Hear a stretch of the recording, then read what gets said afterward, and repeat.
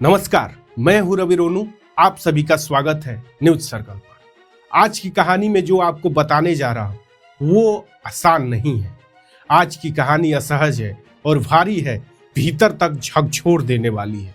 क्योंकि जब इस देश में डिफेंस की बात होती है तो सवाल सिर्फ पैसों का नहीं होता, सवाल देश की सुरक्षा का होता है, सवाल जवानों की जान का होता है और सवाल उस वर्दी का होता है जिसे हम सबसे पवित्र मानते हैं।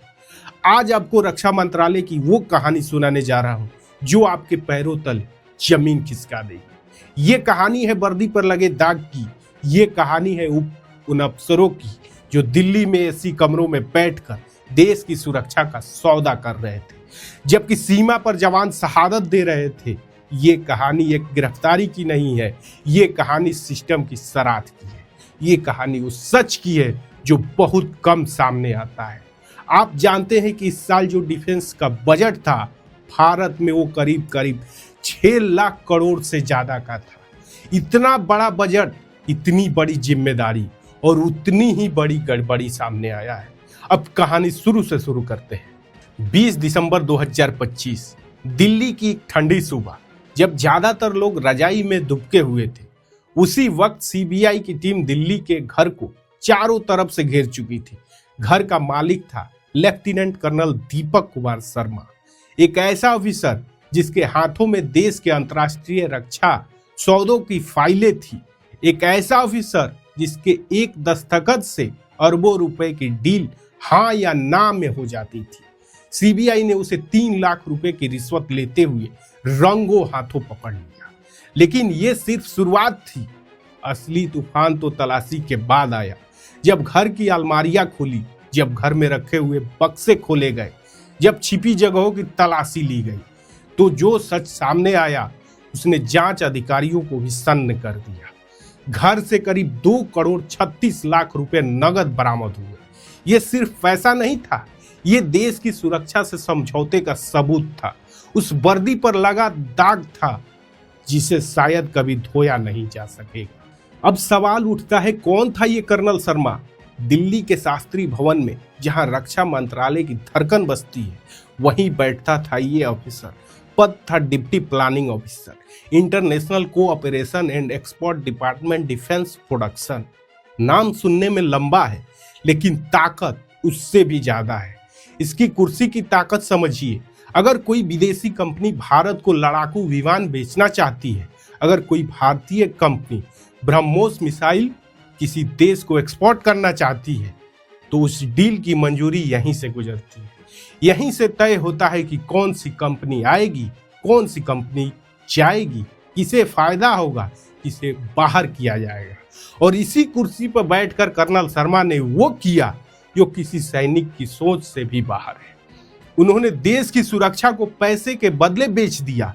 अब ये खेल कैसे चला, पूरा नेटवर्क क्या था, चलिए और अच्छे से समझते हैं। दुबई से बेंगलुरु, बेंगलुरु से दिल्ली, यहां तक जाल बिछा था इन रिश्वतखोरों का। 19 दिसंबर 2025 को सीबीआई को एक गुप्त सूचना मिली। सूचना इतनी गंभीर थी कि तुरंत केस दर्ज करना पड़ा।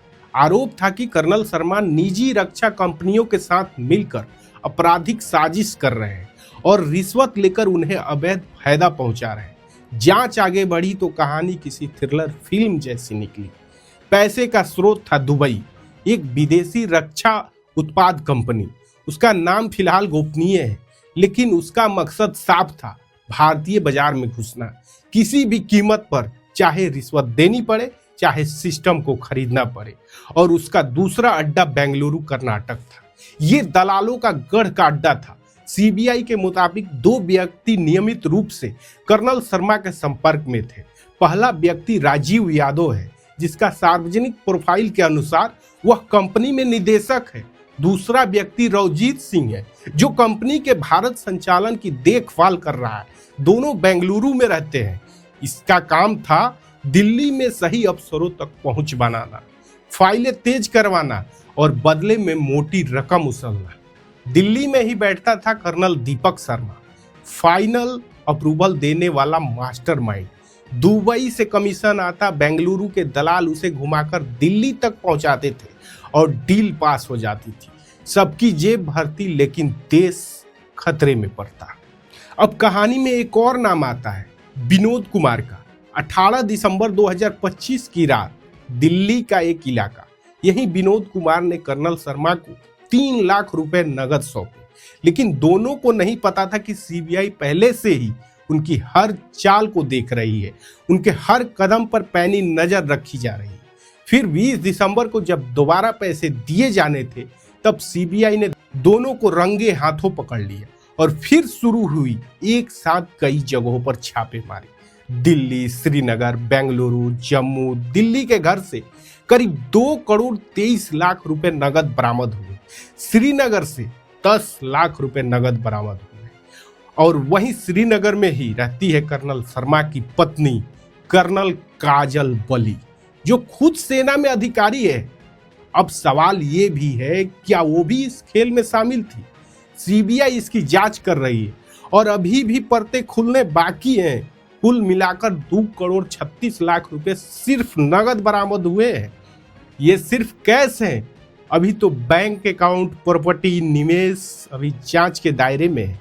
अब जरा सोचिए, एक लेफ्टिनेंट कर्नल की सैलरी करीब 1.5 से 2 लाख रुपए महीने की होती है। सालाना 30 लाख के आसपास होगा। तो फिर ये करोड़ों कहां से आए? तो इसका जवाब साफ है, रिश्वत। और ये 1-2 डील का पैसा नहीं था, ये सालों की कमाई थी। मतलब सवाल और बड़ा है, कितनी डील्स में घपला हुआ, कितने बार देश को नुकसान हुआ और कितने अफसर इसमें शामिल थे। अब जरा दूसरी तस्वीर देखिए। जब दिल्ली में कर्नल शर्मा नोटों की गड्डियां गिन रहे थे, उसी वक्त सियाचिन में -40 डिग्री तापमान में एक 23 साल का जवान देश की रखवाली कर रहा था। राजस्थान बॉर्डर पर रेत और ठंड से जूझता जवान देश की रखवाली कर रहा था।